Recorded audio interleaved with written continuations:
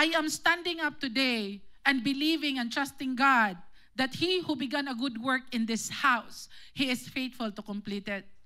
I would like to see my children serving God. I would like to see them really loving God. And for that, I have to do what I needed to do. It's important to understand nga kinahanglan day ka mo choose to trust God.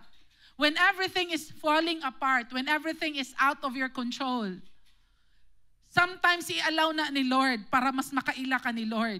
Sometimes kanang masakitan ta, kanang naay mawala sa tua, kanang murag magaguliyang ang atong finances.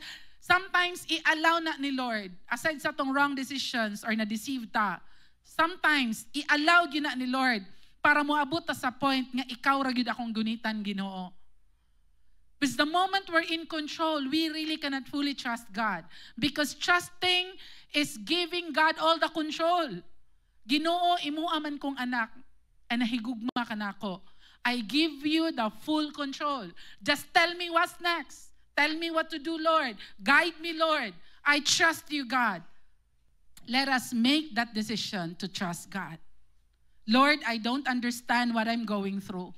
Lord, nag-struggle ko karon, but I know that I love you.